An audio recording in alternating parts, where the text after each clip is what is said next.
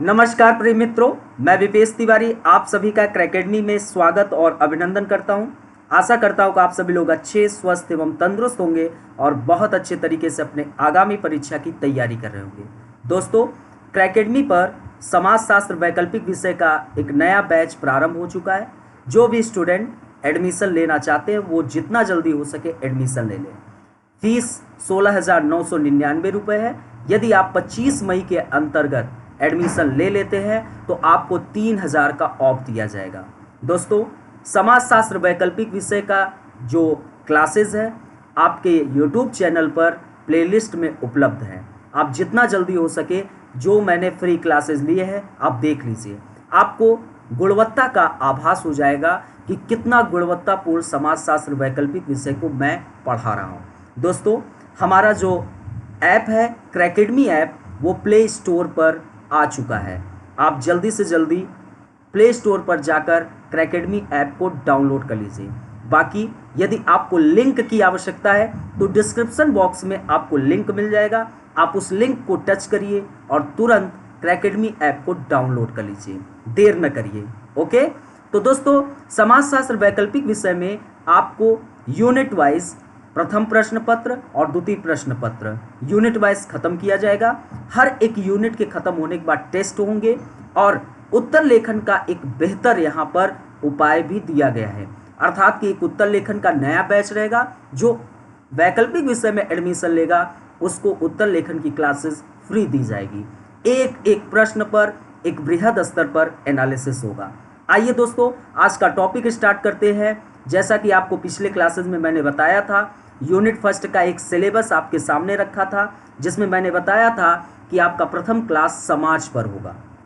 दोस्तों, समाजशास्त्र एक व्यवस्थित विषय है जो किसका अध्ययन करता है? मानव समाज का अध्ययन करता है। दोस्तों, यह मानव समाज में उपस्थित सदस्यों के बीच के अंतः संबंधों का अध्ययन करता है। तो दोस्तों, यहाँ पर आपके लिए समाज को समझना बहुत अत्यंत आवश्यक है। पूरे समाजशास्त्र के पढ़ने के दौरान आपको समाज इतनी बार इस शब्द को देखने को मिलेगा कि आप खुद कहेंगे कि सर समाज क्या है।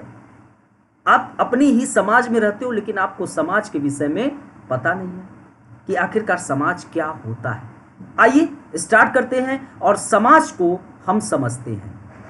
बस दोस्तों, एक चीज का ध्यान रखना है आपको कि जब मैं समाज को पढ़ाऊं तो आप जिस समाज में रहते हैं खुद को वहां पर रखकर आप इस टॉपिक को समझिए। समाजशास्त्र एक जीवन है और इसके जो विषय वस्तु हैं वह हमारे जीवन से जुड़े हुए हैं, हमारे आसपास की प्रक्रियाओं से जुड़े हैं। तो हम इस समाजशास्त्र को एक व्यवहारिक प्रैक्टिकल समझना है। ओके, चलिए। तो समाज क्या है? तो समाज को परिभाषित करते हुए हम कह सकते हैं कि एक समाज के लिए दो महत्वपूर्ण आधार होते हैं, दो इम्पोर्टेंट आधार होते हैं। वो कौन कौन से? तो दोस्तों, एक है कि समाज के लिए प्रथम चीज कि लोगों का समूह होना, लोगों का समूह। और जो लोगों का समूह है वह एक क्षेत्र विशेष से संबंधित होना, एक क्षेत्र विशेष से संबंधित। तो एक समाज के लिए ये दो प्रमुख आधार हैं, लोगों का समूह और एक क्षेत्र विशेष से संबंधित। ये जो समाज आप देख रहे हैं, यह लोगों का समूह आप देख रहे हैं। यहाँ पर एक महिला जो मटके में पानी लेकर जा रही है क्योंकि उसे भोजन बनाना है। यहाँ पर चरगाह जो भेड़ बकरियाँ हैं उनको ले जा रहा है भोजन कराने, घास फूस खिलाने। यहाँ पर ये महिला देखिए सेवा कर रही है जानवरों का।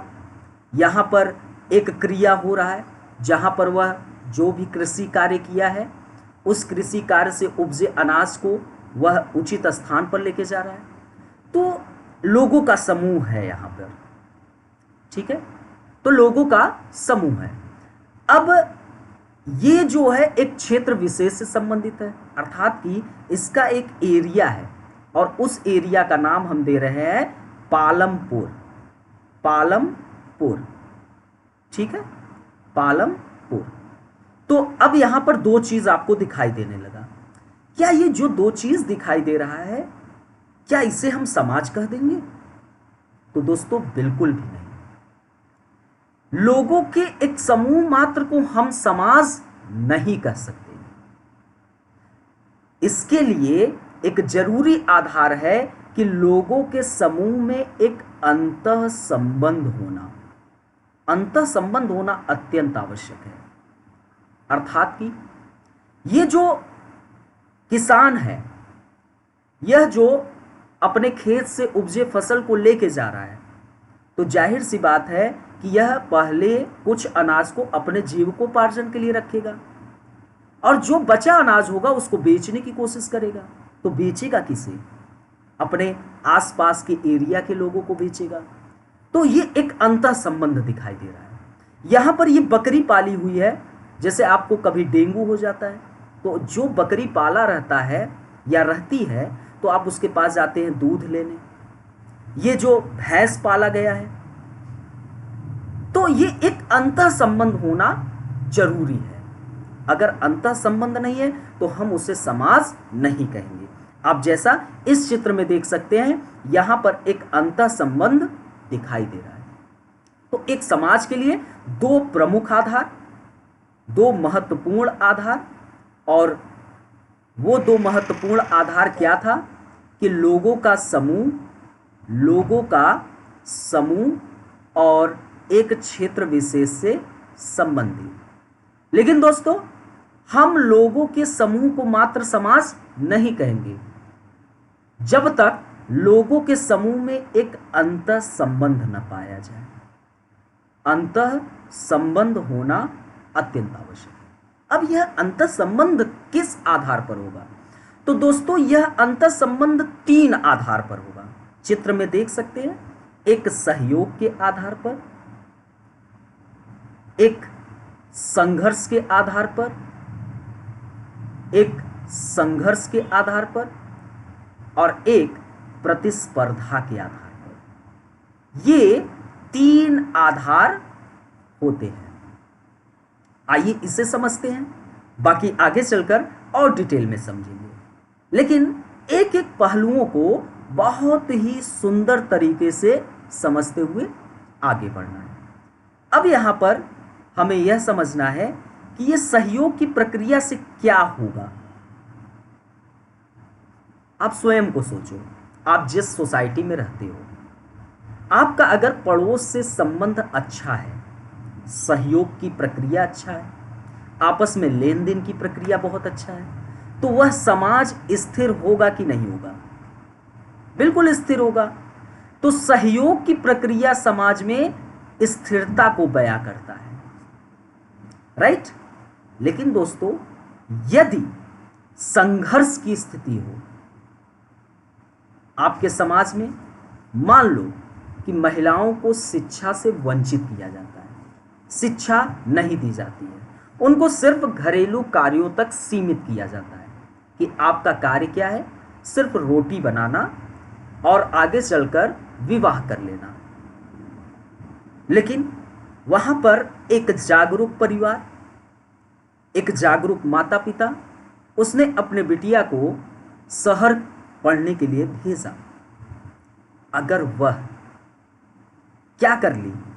वह अच्छा मेहनत करके अगर वह कोई पद धारण कर ली, तो जाहिर सी बात है कि उस सोसाइटी में क्या देखने को मिलेगा? अन्य लोग, जो अन्य लड़कियां हैं, वो आवाज उठाना शुरू करेंगी कि मुझे भी शिक्षा चाहिए, मुझे भी आगे बढ़ना है, मुझे भी अपने लक्ष्य को चुनना है, मेरे भी कुछ सपने हैं और उस सपनों को सच कर दिखाना है। ये आवाज उठेगा। और संघर्ष जब भी जिस सोसाइटी में उठेगा, वो संघर्ष परिवर्तन का परिचायक बनेगा। समाज में परिवर्तन आएगा। आवाज उठा ना। अब एक माता पिता अपनी बिटिया को शहर पढ़ने के लिए भेज दिया, लेकिन जैसा आप देखे होंगे, दिल्ली गैंगरेप कांड, निर्भया, आप सभी लोग इस घटना से बिल्कुल परिचित होंगे। आप देखिए, जब उस बिटिया के साथ यह कृत्य हुआ, पूरा भारत उसके लिए सड़कों पर उतर आया। एक संघर्ष हुआ कि इसके लिए कठोर कानून की आवश्यकता है और फिर इसके लिए कानून बने। तो परिवर्तन हुआ ना, तो संघर्ष परिवर्तन का परिचायक होता है। आप देखिए, फ्रांसीसी संघर्ष 1789, फ्रांसीसी संघर्ष 1789 से आप परिचित होंगे। पूरे वर्ल्ड को 3 शब्द से परिचित कराया ये संघर्ष: स्वतंत्रता, समानता और बंधुत्व। और हमने अपने इंडियन प्रेम्बल में, भारतीय प्रस्तावना में, फ्रांसीसी संघर्ष से प्रभावित होकर स्वतंत्रता, समानता और बंधुत्व शब्द को भारतीय प्रस्तावना में इंगित भी किया। तो संघर्ष परिवर्तन का परिचायक होता है। और कंपटीशन, जो प्रतिस्पर्धा होती है, वो हमें आगे बढ़ने के लिए प्रोत्साहन करता है। आप देखिए, आप एक क्लास में बैठे हो, सोचो अपने पिछली जिंदगी के बारे में। एक क्लास में बैठे हो, एक टीचर है यहाँ पर आगे, एक टीचर है, उसने प्रश्न पूछा, ये खट से उठकर जवाब दे दिया। अब पता है इधर बगल जो बैठा लड़का है उसको आग लगेगी, घर जाकर अच्छे से मेहनत करेगा। इधर जो लड़की है, चित्र में देखिए, टीचर ने प्रश्न पूछा, खट से ये जवाब दे दी, बगल वाले को पक्का जलेगी, जाकर खूब अच्छे से पढ़ेगी और अगले दिन टीचर के प्रश्न पूछते ही खट से जवाब देखना ये देगी। तो प्रतिस्पर्धा, कंपटीशन, ये आगे बढ़ने के लिए प्रोत्साहन करती है। आप देखिए, आपके यहां ट्रिकल डाउन अप्रोच जो एक थ्योरी आई, टपक उपागम, आप लोगों को पता होगा। ट्रिकल डाउन अप्रोच इकोनॉमिक्स में जब पढ़ेंगे तो ये अर्थशास्त्रियों का एक कॉन्सेप्ट था कि अगर मैं एक शहर, एक जिले में एक एरिया को डेवलप कर दिया, एक क्षेत्र को हमने, ये शहर है, यहाँ पर कई गांव हैं, हमने एक गांव को डेवलप कर दिया, तो जाहिर सी बात है कि धीरे धीरे ये भी विकसित होना शुरू होंगे, क्योंकि प्रतिस्पर्धाएं यहाँ तेजी से देखने को मिलेगी, तो यहाँ पर लोग नकल करेंगे। तो प्रतिस्पर्धाएं हमेशा आगे बढ़ने के लिए क्या करती है? प्रोत्साहन करती है। आइए अब आगे समझते हैं। तो दोस्तों, समाज में ये अभी तक हम लोगों ने समझा कि सहयोग की भावना स्थिरता को बढ़ाती है और संघर्ष परिवर्तन का कारण बनता है, और प्रतिस्पर्धा समाज को आगे बढ़ने के लिए प्रोत्साहन करता है। अतः सहयोग, संघर्ष और प्रतिस्पर्धा ये समाज के आंतरिक चरित्र होते हैं। दोस्तों, समाज जो है वह सामाजिक संबंधों का एक जाल है। किसका? सामाजिक संबंधों का एक जाल है, संबंधों का एक जाल है। कौन जाल है? समाज। समाज जो होता है वह सामाजिक संबंधों का एक जाल होता है। मनुष्य समाज में जन्म लिया था और मृत्यु को प्राप्त कर लिया। आप इस जलती हुई चिता में देख सकते हैं, यहाँ एक मृत बॉडी है जो जल रहा है। वही सदस्य जब समाज में जन्म लिया, आगे बढ़ा, उसको समाज ने खूब साथ भी दिया और कभी कभी उसकी आलोचना भी की। अगर अच्छे कृत्य थे तो साथ दिया, बुरे कृत्य तो आलोचना की। और जब तक वो जीवित था तब तक उसके परिवार भी उसके साथ रहे, लेकिन जैसे ही उसकी मृत्यु हुई, कितना भी उससे प्रेम हो, कितना भी लगाव हो, ये होगा कि जल्दी इसको अब ले जाओ और उसको एक चिता में जला दो।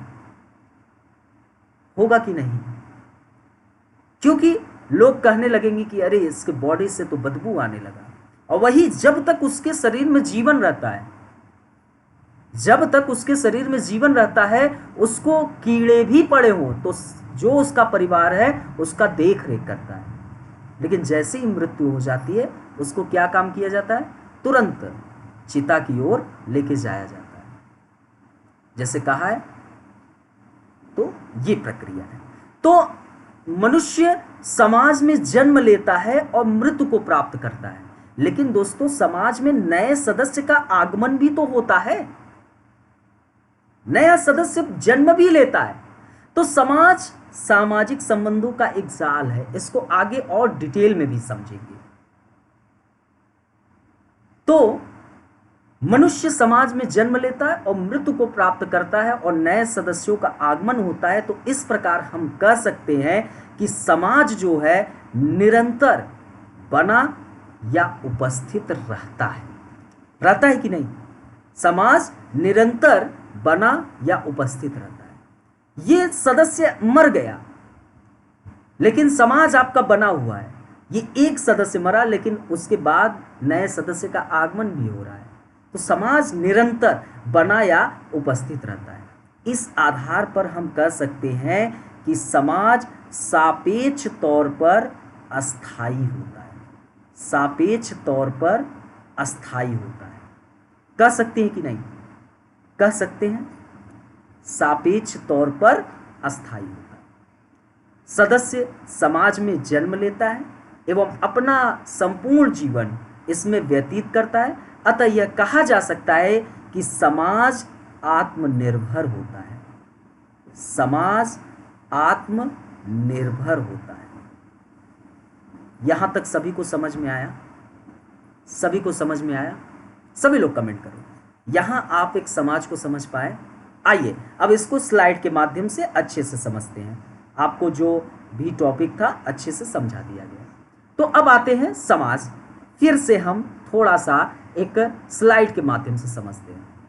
तो समाज को परिभाषित करते हुए कहा जा सकता है कि यह लोगों का एक समूह है जो कि एक क्षेत्र विशेष से संबंधित होता है। अतः समाज के लिए लोग तथा क्षेत्र दो इंपॉर्टेंट आधार हैं। लोग तथा क्षेत्र ये दो समाज के लिए महत्वपूर्ण आधार हैं। लेकिन दोस्तों हम लोगों के समूह को मात्र समाज नहीं कह सकते हैं। क्या होना चाहिए? समाज के सदस्यों के बीच अंतर संबंध होना अनिवार्य है। ये जो समाज में सदस्य हैं, अगर अंतर संबंध नहीं है, आप जिस सोसाइटी में रहते हो आप अपने जरूरत के हिसाब से लोगों से अंतर संबंध करते हो। आप सबसे अंतर संबंध नहीं करोगे समाज में, लेकिन अपने जरूरत के हिसाब से। आपके यहां कोई भी वैवाहिक कार्यक्रम हुआ तो उसके जरूरत के हिसाब से आप कुम्हार को भी बुलाओगे, नाई को भी बुलाओगे। तो अंतर संबंध है ना। तो अंतर संबंध होना अनिवार्य है और यह अंतर संबंध सहयोग, संघर्ष एवं प्रतिस्पर्धा इन तीन आधार के रूप में हो सकती है।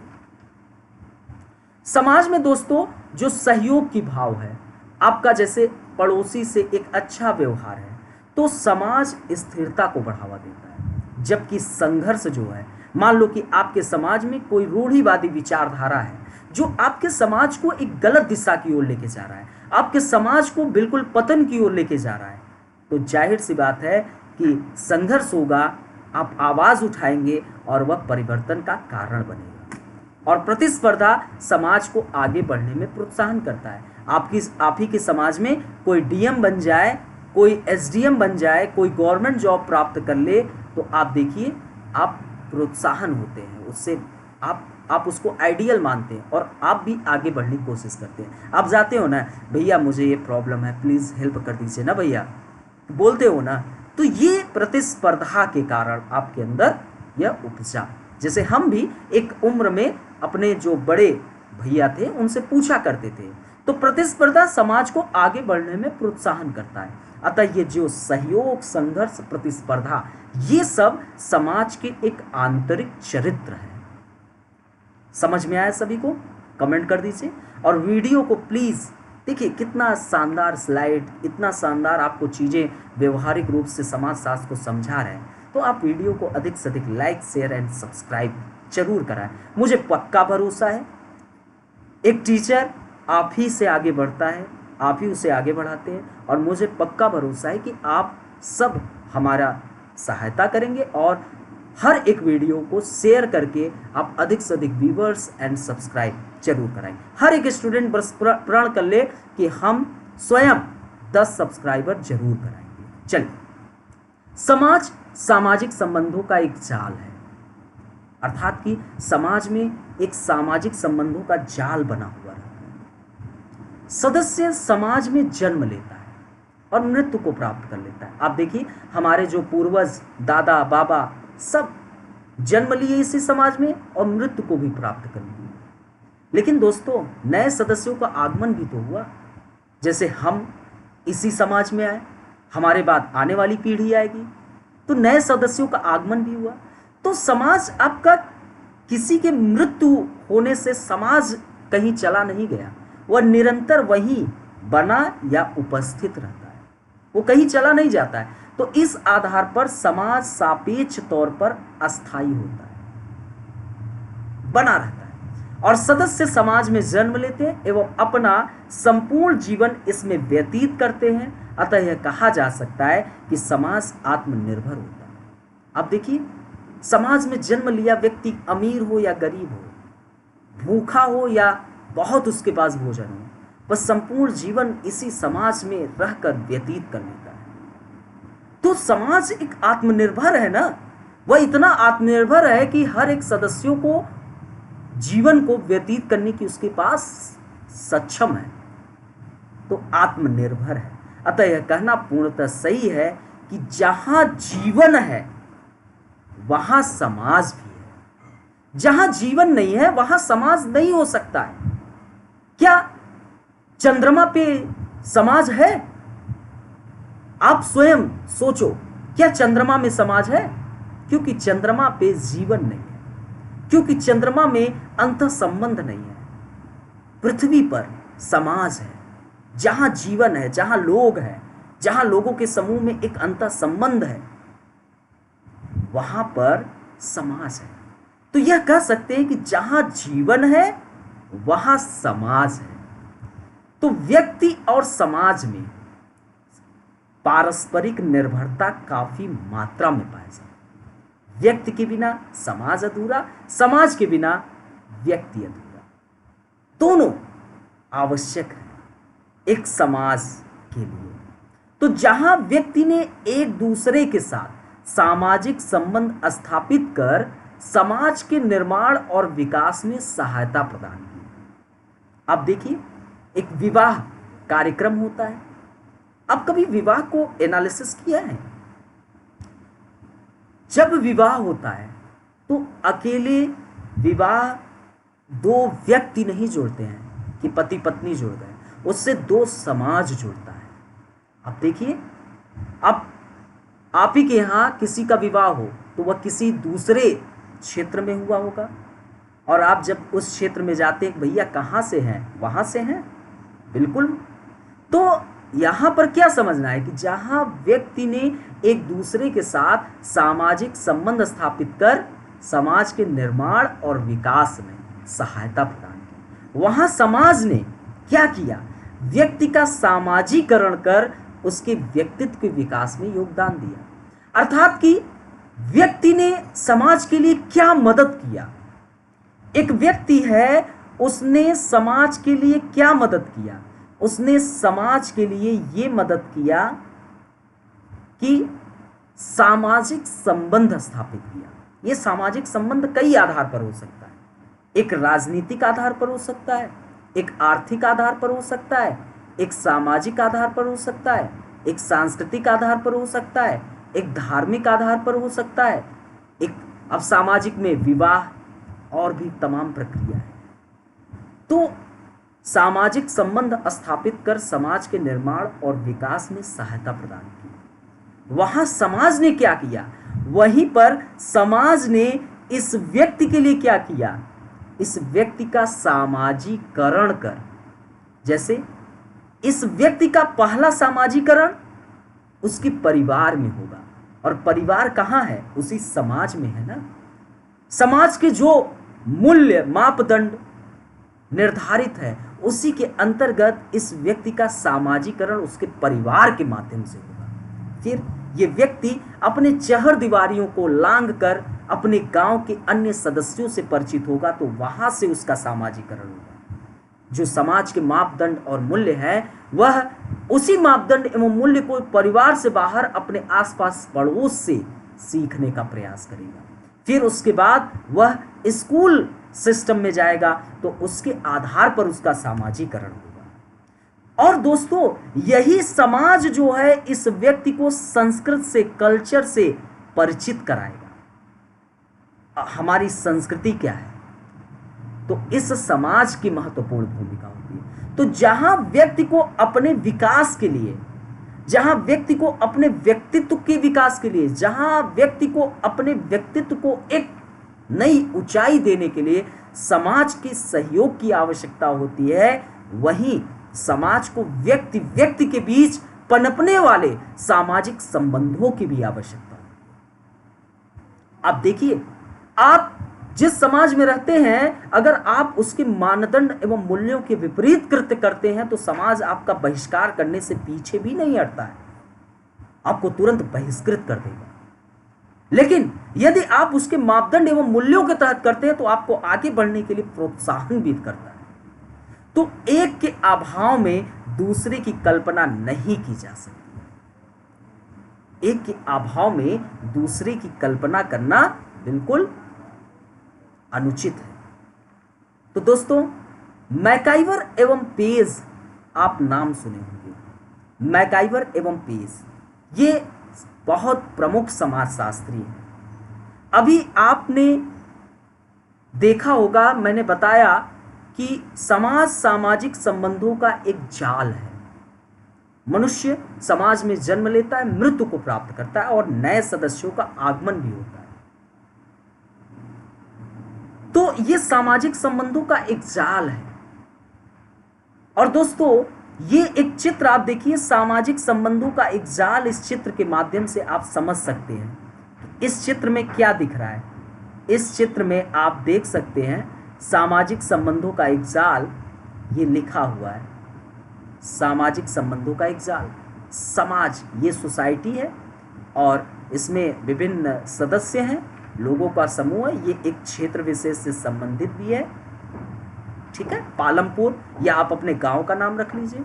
और यहां पर देखिए, स्वयं आप देखिए, पारस्परिक सहयोग की भावना, अधिकार अर्थात की शक्ति अर्जित, कार्य प्रणालियां, रीतियां, मानव व्यवहार के नियंत्रण की भी प्रक्रिया, ताकि मानव इस समाज के अंतर्गत आतताई न बन पाए, स्वतंत्रता, समूह तथा विभाग, ये सब समाज में रहते हैं और इसी के अंतर्गत संबंधों का एक जाल बनता है। ये मैकाइवर एवं पेज ने कहा था। इसको आगे हम और डिटेल में समझेंगे। तो दोस्तों, मैकाइवर एवं पेज के अनुसार समाज सामाजिक संबंधों का एक जाल है। Society is the web of social relationship. आइए समझते हैं ये सामाजिक संबंध क्या होता है और आगे समझते हैं ये जो 7 प्रमुख आधार है जिससे समाज में एक सामाजिक संबंधों का जाल बन रहा है, ये क्या है। आपसे दोस्तों यूपीएससी और स्टेट पीसीएस दोनों से इससे प्रश्न आए हुए हैं। और दोस्तों, समाज शास्त्र को एक समझने की जो प्रक्रिया है, आपको इससे और व्यापक होगा। यहां पर जो आपको महत्वपूर्ण समाज के अंतर्गत जो टूल्स हैं, जो समझाएंगे, उसको बहुत ध्यानपूर्वक समझ लेना। आपके आईएएस और स्टेट पीसीएस दोनों एग्जाम में बहुत लाभदायक टॉपिक है। प्लीज वीडियो को अधिक से अधिक शेयर कर दीजिए। तो दोस्तों, अब तक यह स्पष्ट हुआ कि समाज शास्त्र में व्यक्तियों के समूह को समाज नहीं मानकर उनके बीच पनपने वाले सामाजिक संबंधों के ताने बाने या व्यवस्था को समाज माना जाता है। अभी तक हम ये समझ गए कि लोगों का समूह मात्र समाज नहीं है। समाज क्या है? लोग एक क्षेत्र विशेष से संबंधित हो और लोगों के समूह के बीच एक अंतर संबंध होना अनिवार्य है, तभी हम उसे सोसाइटी कहते हैं। तो समाज को समझने के लिए जरूरी है कि सामाजिक संबंध क्या है, व्हाट इज सोशल रिलेशनशिप, क्या है और ये कैसे निर्मित होते हैं। क्या सामाजिक संबंध ऐसे ही निर्मित होते हैं? कुछ तो उसके आधार होंगे, कैसे निर्मित होते हैं और इनके आधार पर कैसी व्यवस्था पनपती है, ये प्रश्न अब उठेगा आपके मन में, और वो प्रश्न मैंने स्लाइड में आपके सामने रख दिया, वो प्रश्न मैंने रख भी दिया। आइए अब इससे समझते हैं क्या चीजें हैं। तो दोस्तों, सामाजिक संबंधों का अर्थ, अब हम इसे समझते हैं कि ये क्या है। सामाजिक संबंधों का अर्थ, ये कैसे निर्मित होते हैं, इसका निर्माण कैसे होता है, इससे कैसी व्यवस्था का निर्माण होता है, सभी समझते हैं। तो दोस्तों, सामाजिक संबंध आप समझिए अब इसे, जब दो या दो से अधिक व्यक्ति, जब दो या दो से अधिक, अर्थात कि इनसे अधिक, समझिए एकदम प्यार से, मोहब्बत से, जब दो या दो से अधिक व्यक्ति अपनी विभिन्न आवश्यकताओं की पूर्ति हेतु, अब इन लोगों की एक आवश्यकता होगी, नीड, जरूरत, तो अपनी आवश्यकता की पूर्ति करेंगे, और इन आवश्यकता की पूर्ति हेतु वो क्या करेंगे, एक दूसरे के संपर्क में आएंगे।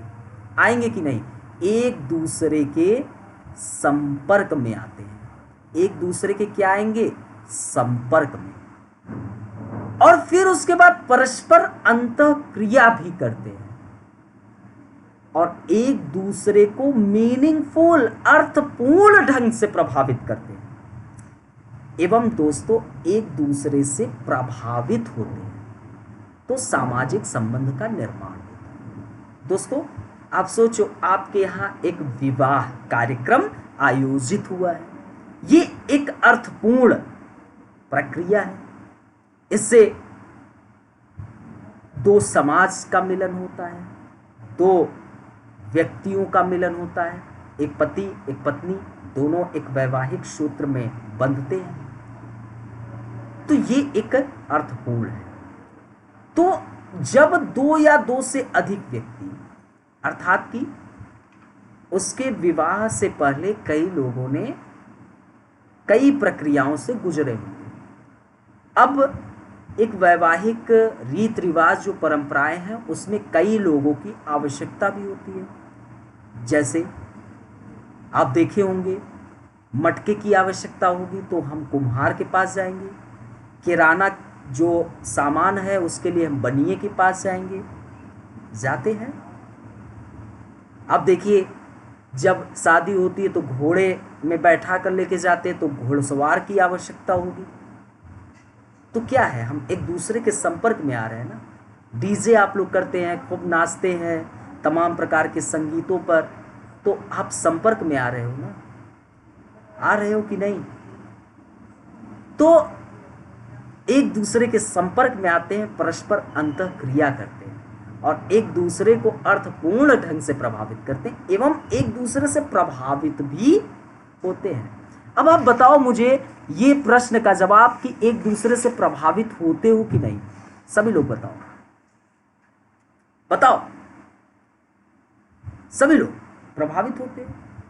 आप लोग देखिए, आप लोग जब एक वैवाहिक कार्यक्रम में जाते हो तो इसी पे एक बहुत अच्छी कविता है, जलसा और जोश का मेल होता है कई रोज है, जो जलसे में जाएगा भरपूर आनंद से भर जाएगा, जलसे में जाएंगे, खाएंगे, लुत्फ उठाएंगे, और फिर निंदा चुगली के गुण गाएंगे।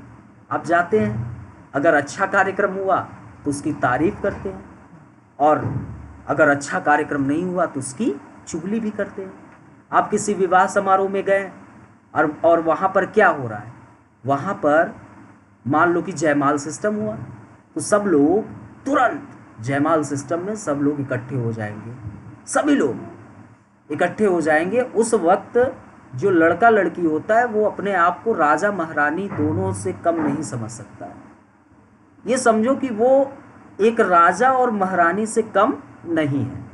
उस वक्त सिर्फ, चाहे वो जैसे हो, सिर्फ उन्हीं को देखते हैं। तो आप देखिए, आप सब लोग शादी विवाह के समारोह से बाहर निकलकर घर की ओर गए, सब चर्चाएं शुरू हुई, लड़का अच्छा था लड़की नहीं, कोई कहेगा यार लड़की के मुकाबले लड़का नहीं है। फिर उसके बाद स्टेटस में एक गवर्नमेंट जॉब चिपकाओ और फिर चाहे जितनी सुंदरता को अपने घर में ले आओ। होता है ना। कुछ लोग कहेंगे कि यार ये तो पूरा मेकअप का कमाल था, मेकअप का रोल जो है काले कौवे से एकदम हंस सारस बना देता है। तो कुछ लोग ऐसे बोलेंगे, कुछ लोग कहेंगे कि यार जैसे लड़का वैसे लड़की, कुछ लोग कहेंगे वाह क्या बेस्ट कपल थे। होता है कि नहीं? होता है ना। ये सब समझिए, यहां पर यही तो मैं समझाने के लिए आपके पास हूं। तो सामाजिक संबंधों का अर्थ जब दो या दो से अधिक व्यक्ति अपनी विभिन्न आवश्यकताओं की पूर्ति हेतु एक दूसरे के संपर्क में आते हैं अपनी आवश्यकता के लिए, और परस्पर एक अंतः क्रिया भी करते हैं और एक दूसरे को अर्थपूर्ण ढंग से भी प्रभावित करते एवं एक दूसरे से प्रभावित होते, तो सामाजिक संबंध का निर्माण होता है। अब यहां पर वेबर ने क्या कहा? वेबर ने भी सामाजिक संबंध पर एक अपना दृष्टिकोण दिया। हर वह अर्थपूर्ण क्रिया जो किसी अन्य की ओर दिशा निर्देशित हो वो सामाजिक क्रिया कहलाएगी।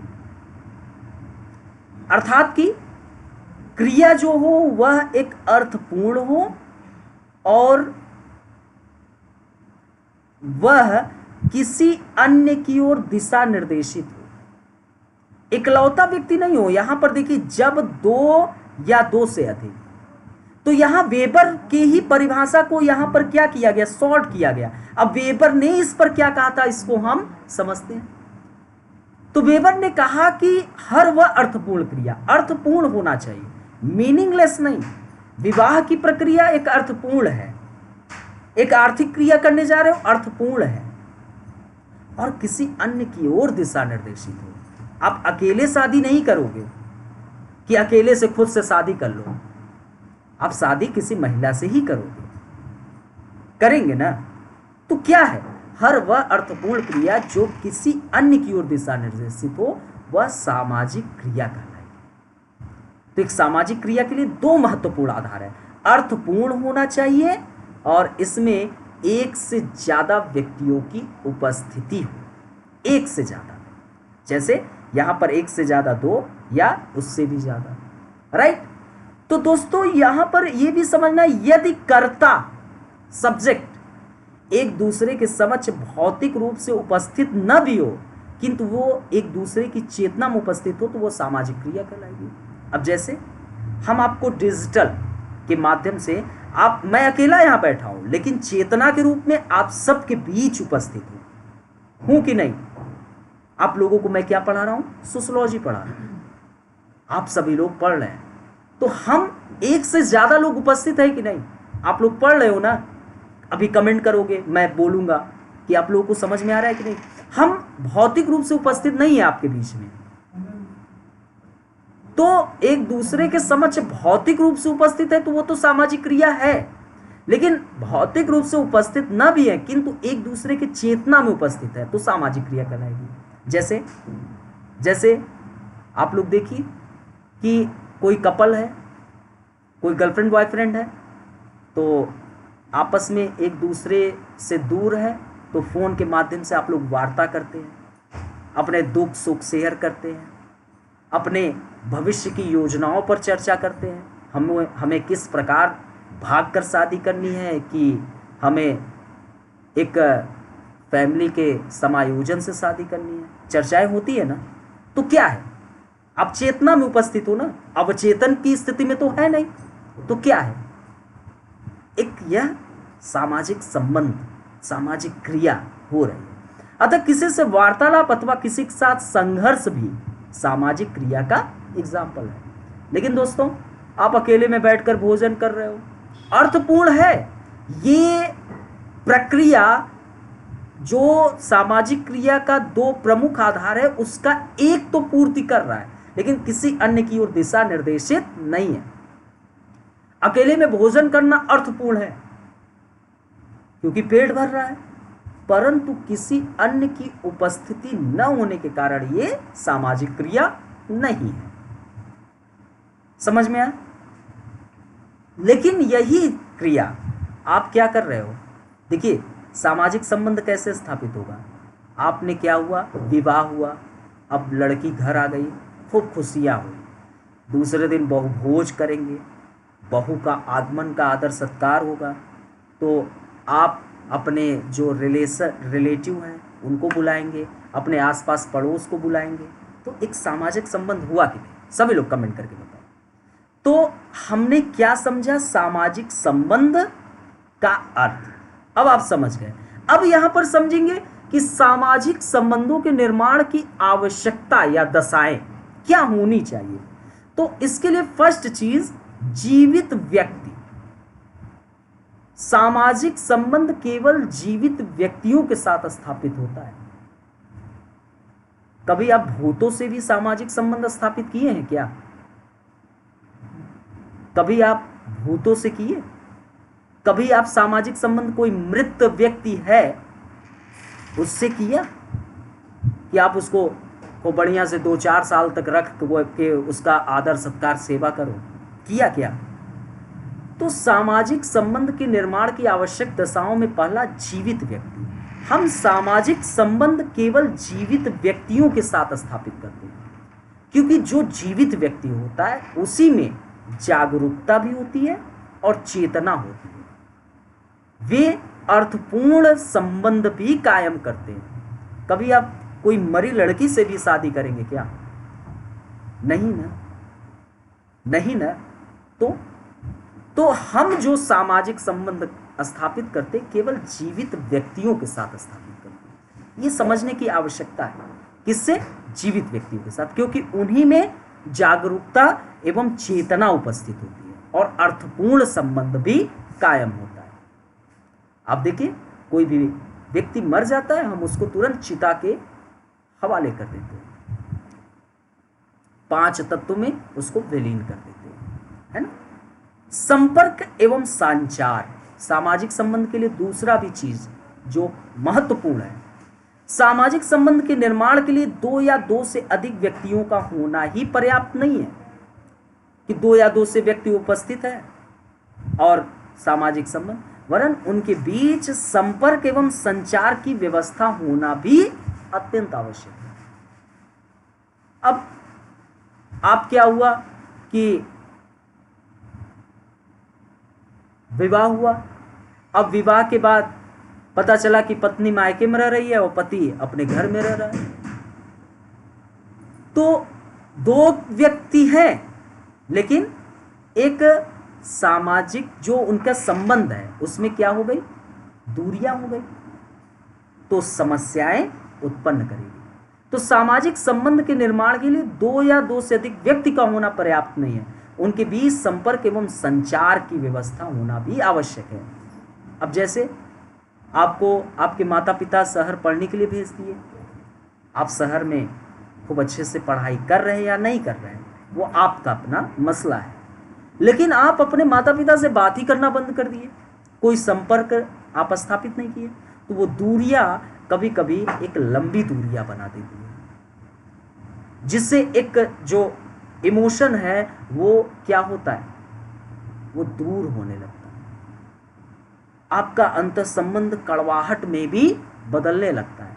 तो सामाजिक संबंध के निर्माण के लिए पहले जीवित व्यक्ति और दूसरा संपर्क एवं संचार। तीसरी चीज, पारस्परिक जागरूकता। सामाजिक संबंध उसी समय बन सकते हैं जब व्यक्तियों के बीच मानसिक अनुभूति या पारस्परिक जागरूकता हो, जब वे परस्पर एक दूसरे के व्यवहार का कोई अर्थ लगाते हैं। अब देखिए, आप समझिए कि एक व्यक्ति है, उसके अगेंस्ट वैवाहिक संबंध स्थापित किया जा रहा है, उसके विरुद्ध स्थापित किया जा रहा है, तो क्या होगा? एक दूसरे के व्यवहार को प्रभावित करेगा। तो सामाजिक संबंध उसी समय बन सकते हैं जब व्यक्तियों के बीच मानसिक अनुभूति या पारस्परिक जागरूकता हो, जब वे परस्पर एक दूसरे के व्यवहार का कोई अर्थ लगाते हैं, एक दूसरे के व्यवहार की इज्जत होती हो। तो जागरूकता एक विशिष्ट प्रकार की मानसिक स्थिति होती है जिसके अभाव में सामाजिक संबंध कायम नहीं रख सकते। आपका कोई इच्छा नहीं है और आपकी इच्छा के विपरीत वैवाहिक संबंध स्थापित कर दिया गया हो, तो आप हैप्पी नहीं रहेंगे, आप दुखी रहेंगे। आपको पता चला कि इंजीनियरिंग करना है और आपके उसके अगेंस्ट आपको करा दिया गया बैचलर ऑफ आर्ट्स बीए, आप खुशी नहीं रहेंगे। तो जागरूकता बहुत जरूरी है सामाजिक संबंध के लिए। तो जागरूकता एक विशिष्ट प्रकार की मानसिक स्थिति होती है जिसके अभाव में सामाजिक संबंध कायम नहीं रख सकते। राइट, सभी को समझ में आ रहा है। डी, सामाजिक अंतःक्रिया। सामाजिक संबंधों के निर्माण के लिए व्यक्तियों या समूहों के बीच अंतःक्रिया होना भी आवश्यक है। अर्थात व्यक्ति या समूह जब परस्पर संपर्क में आते हैं तो एक दूसरे को प्रभावित करते हैं एवं एक दूसरे से प्रभावित होते हैं। इसी दशा को अंतःक्रिया कहते हैं। जैसे दोस्तों, संवाद, कोई भी समस्या उत्पन्न होती है, उस समस्या को समाधान करने के लिए संवाद जो होता है वह एक प्रमुख आधार होता है समस्या को समाप्त करने के लिए। लेकिन संवाद में क्या होना चाहिए? संवाद में हास्य हो चलेगा, हास्य हो चलेगा, कोई दिक्कत नहीं, लेकिन सत्यता होना अत्यंत आवश्यक है। एक संवाद में सत्यता हो, हास्य हो, लेकिन उपहास न हो, एक दूसरे की इज्जत हो, उपहास न हो। और दोस्तों, अकेले समझाने की इच्छा न हो, समझने की भी इच्छा हो। जब ये अंतःक्रिया होता है ना, तो आप बड़ी से बड़ी समस्याओं को तुरंत खत्म कर देते हैं। तो सामाजिक संबंधों के निर्माण के लिए व्यक्तियों या समूहों के बीच अंतःक्रिया होना भी आवश्यक है। अर्थात कि व्यक्ति या समूह जब परस्पर संपर्क में आते हैं तो एक दूसरे को प्रभावित भी करते हैं एवं एक दूसरे से प्रभावित होते हैं। आप देखिए, आपका ये इंडिया है, इस भारत के भूभाग पर कई वैदेशिक लोग आए गए, अपना उन्होंने प्रभाव छोड़ा और प्रभावित भी हुए ना। यही अंतःक्रिया है, इसे समझना अत्यंत आवश्यक है। तो सामाजिक संबंध के लिए अंतःक्रिया। अब दोस्तों, सामाजिक संबंधों की एक विशेषता को अब जानते हैं। अभी तक हम लोगों ने क्या क्या समझ लिया? सामाजिक संबंधों की निर्माण की आवश्यक दशाएं बहुत अच्छे से डिटेल में समझ लिए। अब समझते हैं कि ये सामाजिक संबंधों की विशेषताएं क्या है। ठीक है, तीसरे पे सामाजिक संबंधों की विशेषताएं। तो पहली चीज क्या? अमूर्त। सामाजिक संबंध दोस्तों अमूर्त होता है, उनका कोई भौतिक आकार नहीं है कि सामाजिक संबंध का कोई भौतिक आकार होता है, जैसे कि टेबल, कुर्सी, पंखा, घड़ी, पेन इत्यादि। इनका कोई आकार नहीं होता। चूंकि जो सामाजिक संबंध होता है वो मानसिक तथ्य है। मित्रता एक सामाजिक संबंध है, एक इमोशन है, इसे सिर्फ आप महसूस कर सकते हैं। पति पत्नी का प्रेम ये एक इमोशन है, ये एक जो सामाजिक संबंध ये एक इमोशन है, आप इसको सिर्फ महसूस कर सकते हैं। आप इसे क्या तौल सकते हैं क्या कि तराजू लिए और तौल दिए कि 1 किलो का प्रेम है, 10 किलो का प्रेम है? एक माँ बेटे का प्रेम क्या इसे तौल सकते हैं कि एक तराजू लिए और तौल दिए कि 4 किलो का है, 10 किलो का है ना? तो सामाजिक संबंध कोई वस्तु नहीं है कि इसको वस्तु की भांति तौल ले, माप ले। ये एक मानसिक तथ्य है, ये एक इमोशन है जो कि अमूर्त है। ठीक है, तो फर्स्ट सामाजिक संबंध की विशेषता यह अमूर्त होता है। सेकंड, इसकी प्रकृति बड़ी जटिल होती है, बहुत जटिल होती है। यही कारण है कि कई बार हम इन सामाजिक संबंधों के अंतर्गत भविष्यवाणी करना बड़ा कठिन होता है। अब कोई भविष्यवाणी नहीं कर सकते हैं सामाजिक संबंध के बारे में, क्योंकि सामाजिक संबंधों की संख्या असंख्य है।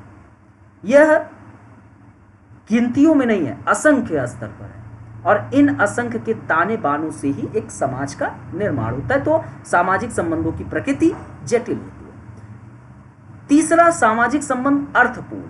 अभी आपको इस पर चर्चा किया डिटेल में। तो सामाजिक संबंधों का निर्माण किसी उद्देश्य की पूर्ति के लिए किया जाता है। कोई उद्देश्य होता है, उस उद्देश्य की पूर्ति के लिए होता है। वे व्यक्ति एवं समूह के लिए अर्थपूर्ण होते हैं। एक व्यक्ति के लिए भी, एक समूह के लिए भी अर्थपूर्ण होता है, मीनिंगफुल होता है। जैसे मैं आपको पढ़ा रहा हूं, एक टीचर और स्टूडेंट का एक सामाजिक संबंध, ये एक उद्देश्य है। मुझे आपको सोशियोलॉजी में बेस्ट करना है, आपको मुझे सोशियोलॉजी में बिल्कुल आपके एग्जाम में लड़ने के लायक बना देना है, आपको समाज में एक अच्छा व्यक्ति बनाने में सहायक। तो ये अर्थपूर्ण क्रिया हो रही है ना, ठीक है। सामाजिक संबंधों का स्वरूप अनिश्चित होता है। ये भी जानना जरूरी है कि सामाजिक संबंधों का कोई निश्चित रूप नहीं होता है। किसका कोई निश्चित रूप होता है? विभिन्न व्यक्तियों के उद्देश्यों, कार्यों, पद एवं भूमिकाओं के अनुसार सामाजिक संबंध भी अनेक प्रकार के होते हैं। अनेक प्रकार के सामाजिक संबंध आर्थिक आधार पर होता है। जैसे आप देखिए, एक आर्थिक लेन देन आप करते हैं। आप देखिए एक गांव में, वहां पर आर्थिक लेन देन कई प्रकार की प्रक्रियाओं में होता है। राजनीतिक, धार्मिक, शैक्षणिक, मित्रतापूर्ण, विरोधात्मक आदि अनेक प्रकार के होते हैं। तो सामाजिक संबंध का कोई निश्चित रूप नहीं होता है। किसका कोई निश्चित रूप है?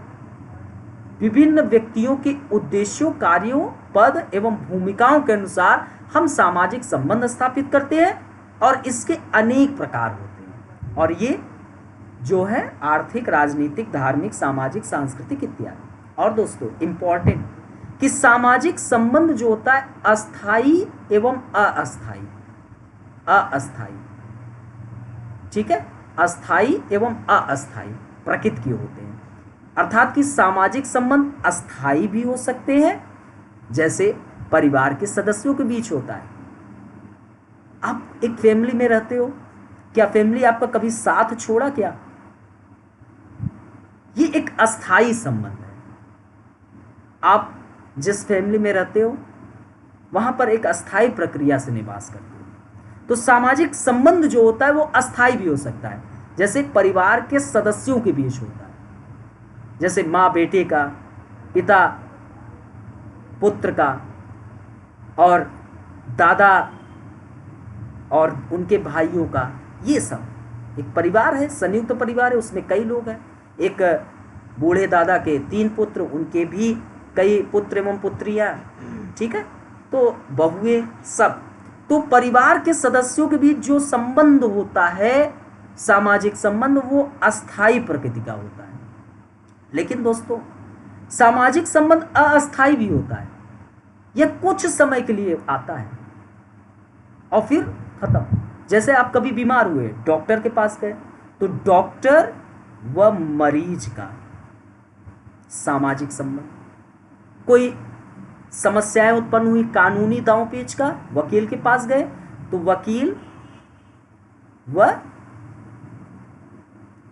जो समस्याओं को लेकर गया है।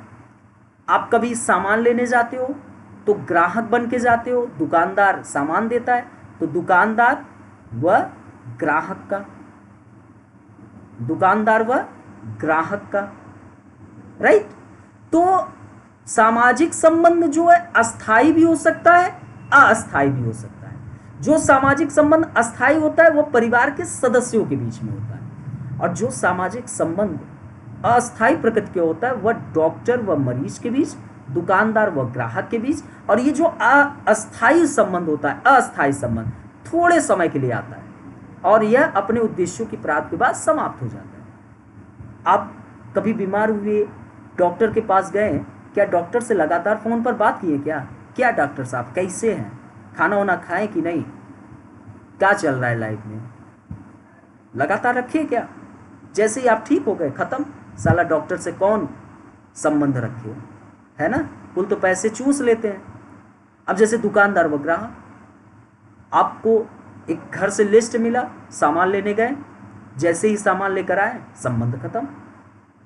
तो ये चीजें ये थोड़े समय के बाद समाप्त हो जाता है, ठीक है, उद्देश्य प्राप्ति के बाद, राइट। अस्थाई संबंध थोड़े समय के लिए होता है और उद्देश्य की प्राप्ति के बाद यह समाप्त हो जाता है। और दोस्तों सामाजिक संबंध सहयोग एवं असहयोग, की प्रकृति क्या होता है, मतलब कि इसमें सहयोग का भी भाव होता है और असहयोग का भी भाव होता है। तो सामाजिक संबंध दो व्यक्तियों या समूहों के बीच सहयोग के आधार पर भी निर्मित होता है और विरोध एवं संघर्ष के आधार पर भी निर्मित होता है। कितनी अच्छी सोसाइटी होती है आपकी। सामाजिक संबंध जो होता है या दो व्यक्तियों या समूहों के बीच सहयोग के भाव से भी होता है।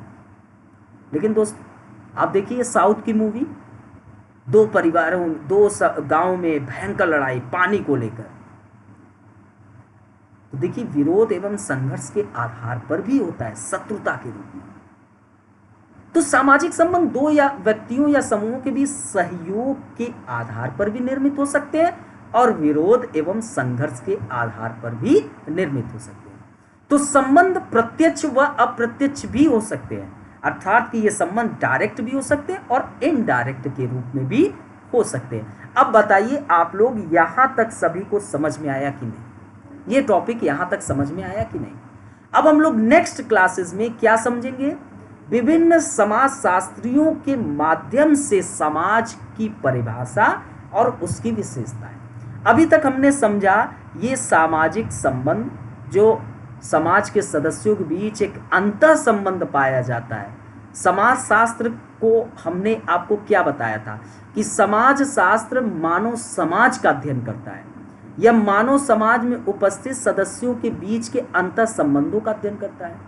तो हमने आपसे क्या बताया? हमने अभी तक आपको समाज का एक ब्रीफ एनालिसिस किया, फिर समाज के उपस्थित सदस्यों के बीच क्या अंतर संबंध होता है उसका ब्रीफ एनालिसिस किया। आशा करता हूं कि सभी अच्छे से समझ गए होंगे, बड़े प्यार से समझाया है ना। सभी लोग कमेंट जरूर करना क्लासेस खत्म होने के बाद। और ये जो हमारा समाजशास्त्र वैकल्पिक विषय का नया बैच है ये प्रारंभ है, जिसकी फीस 16,999। यदि आप 25 मई के अंदर लेते हैं तो 3,000 का ऑफ है। तो जल्दी, जितना जल्दी हो सके आप एडमिशन ले लीजिए। आपके ऐप पर क्लासेस चलेंगे, डेली लाइव ऐप पर क्लासेस होंगे। और दोस्तों आप प्ले स्टोर पर जाकर क्रैकेडमी ऐप डाउनलोड कर लीजिए। और दोस्तों हमने डिस्क्रिप्शन बॉक्स में ऐप का लिंक दे दिया है, आप डाउनलोड कर लीजिए।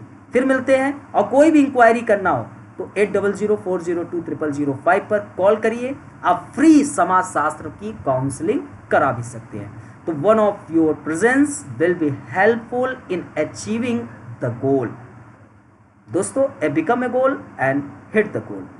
तो एक बार आप हमसे जुड़िए, आपके लक्ष्य हासिल करने में ये क्रैकेडमी आपको बहुत सहायता करेगा।